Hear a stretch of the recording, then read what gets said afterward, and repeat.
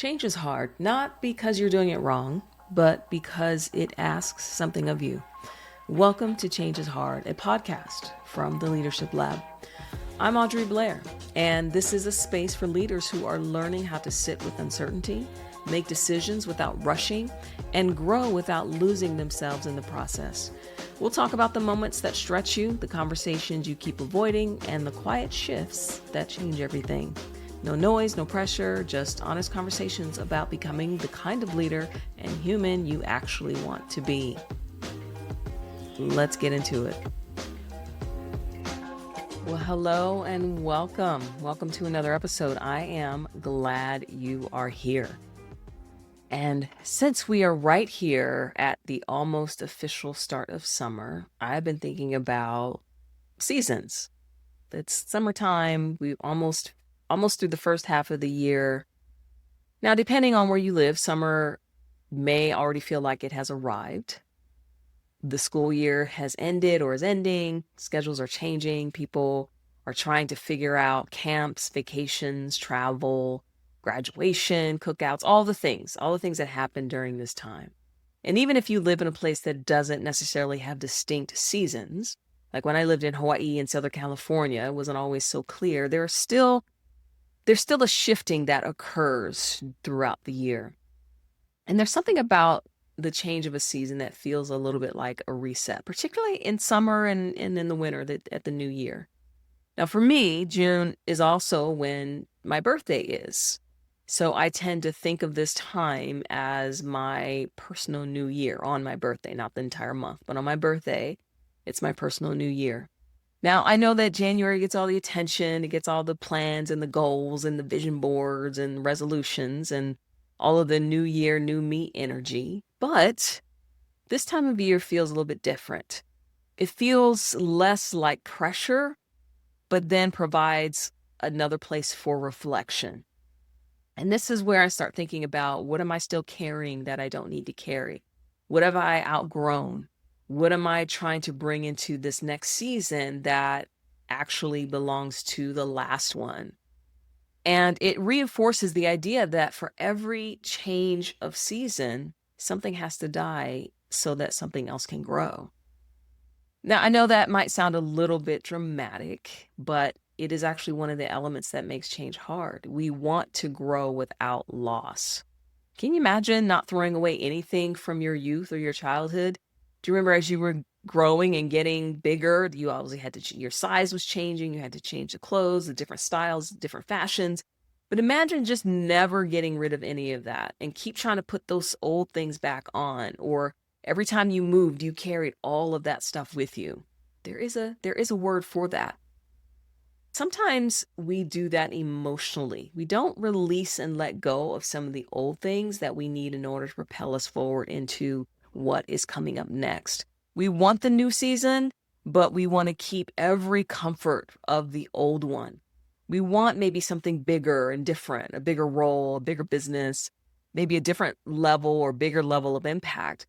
But we don't want anything about our identity to be disrupted or changed.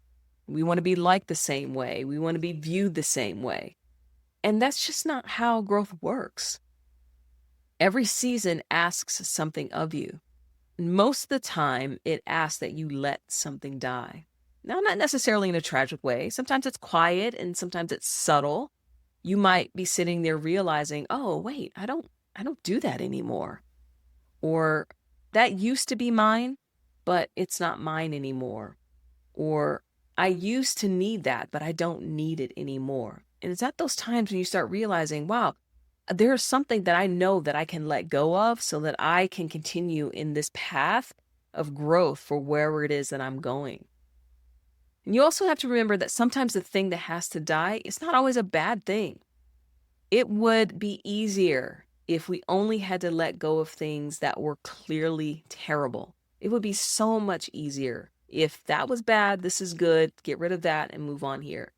It would be easier if the old season was awful and that the new season was obviously better, and we could just skip across the bridge, deuces, I'm out, thank you, on to the next. But a lot of times what we have to let go of is something that actually worked. something that helped us, maybe protected us, something that made us successful. It got us here, right? And then one day it becomes a thing that gets in the way and prevents growth. That can be a little bit of a mind changer, if you will.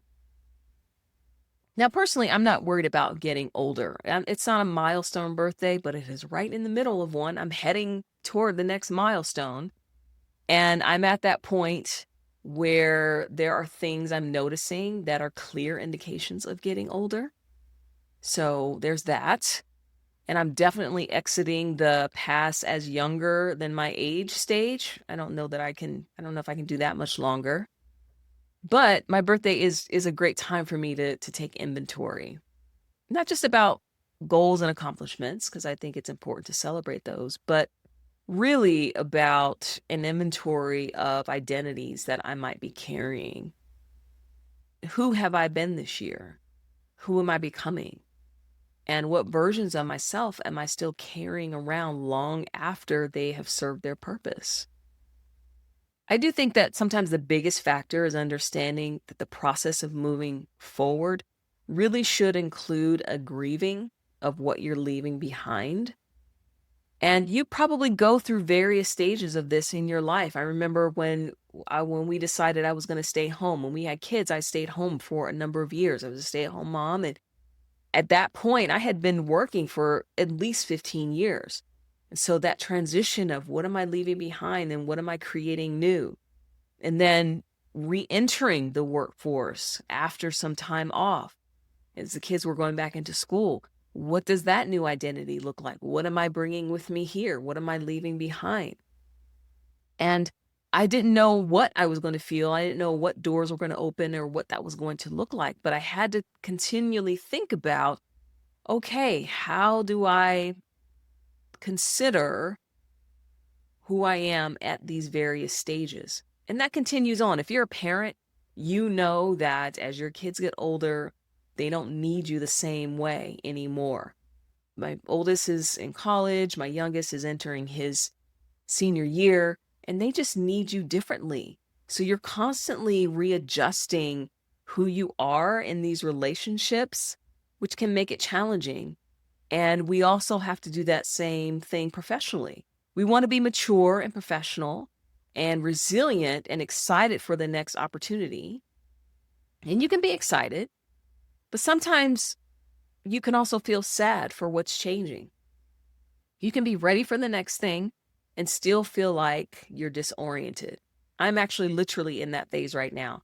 There are several things going on both professionally and personally, but one of the main catalysts, and this was an external catalyst, is that I just finished a program that Goldman Sachs put on. It's Goldman Sachs 10,000 Small Businesses, which is designed specifically for small business entrepreneurs. And there's before the program, there's during the program and all the intensity and all the things that we did. And then there's after graduation, which is kind of where I'm sitting right now.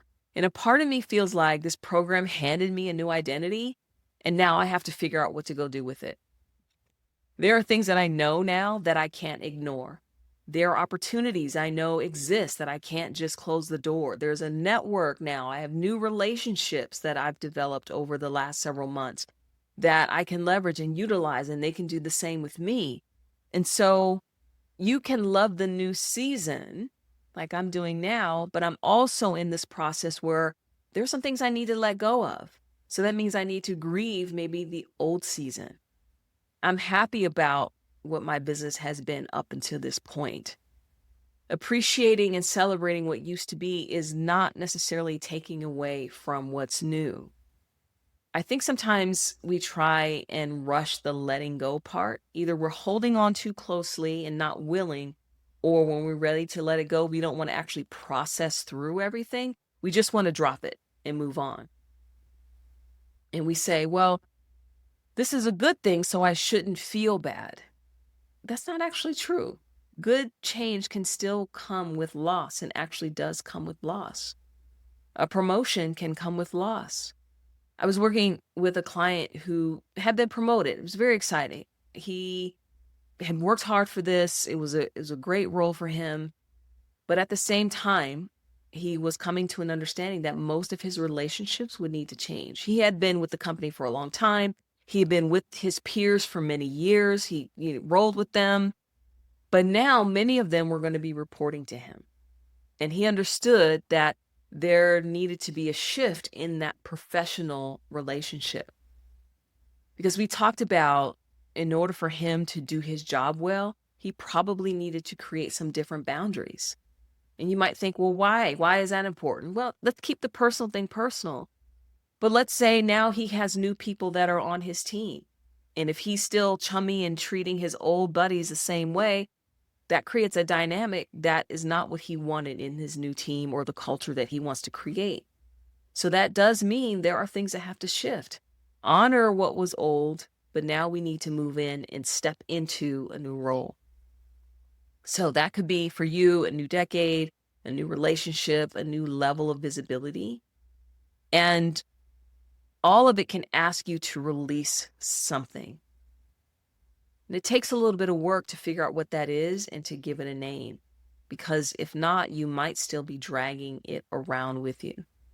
And this is where things get complicated. I do think about when I started my business and leaving corporate and thinking, if I can just get X, if I can just get a few clients, if I could just start small, if I could just replace the salary that I had. And then you pass that milestone. And then you start building something that's bigger and bigger, and it requires so much more. Now it's like, oh goodness, where am I going? So for me, particularly as I figure out and step into this new season, and I'm going to ask myself some questions. So I'm going to offer you these same questions. So here's what I'm going to be thinking through. The first question is, what season am I actually in?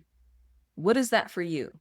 Not the season you wish you were in, or the season other people think you're in, or what you're trying to force, or at this age or at this stage, I thought I would be somewhere else, but really considering and thinking about what season are you actually in?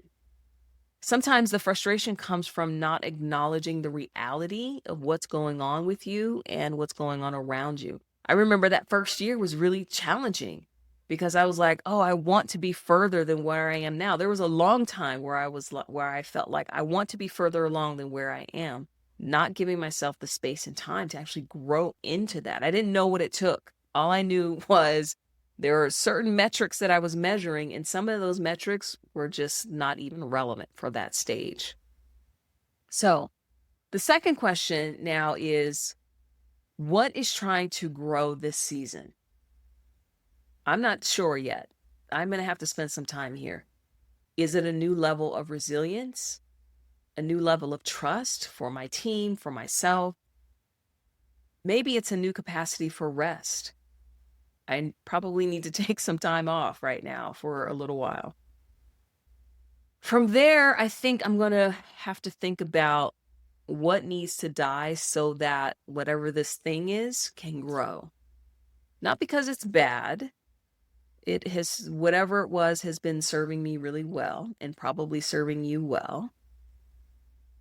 But does it align with where you're trying to go? And if not, you've got to release it. And then finally, this is a big one. What am I afraid will happen if I let it go? This one's interesting because this is probably the thing that people hold on to the most. It's not the thing itself that usually is the issue. It's the story that's attached to it. If I stop helping in this way, will people think I don't care? If I stop being available 24/7, will people think that I'm selfish? If I speak up about certain things, people might disagree. I have a client right now who's working through this particular one. She wants to share an experience and she wants to share her perspective and a story about some things that happened to her in one of her roles. And as a result, she's holding back because she's afraid of what this might mean for other people. She's like, well, what if they think I'm calling them out? Or what if people don't agree with what I'm saying? And we have to go through that. What if they don't agree? Is that the end of the world if someone disagrees with you? Now, if you're telling your story and your perspective, what difference does it make what other people thinks about your story and your perspective? But she's afraid of how she might be viewed differently by sharing some of these stories. So she's holding on to a particular identity that it might be time to let go of. And while you're going through this phase, you may not know who you are for a while.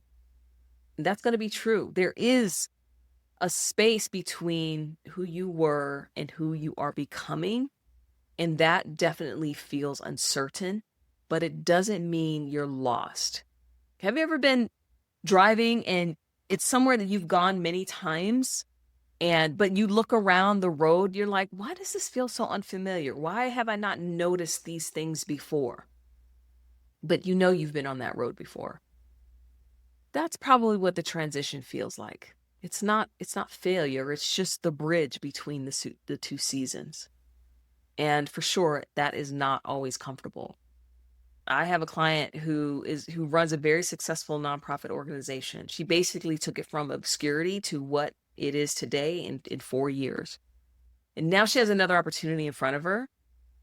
And she's grappling with several questions that will probably determine the path that she takes. So things like, if I leave, what happens to what I built? Will it survive without me?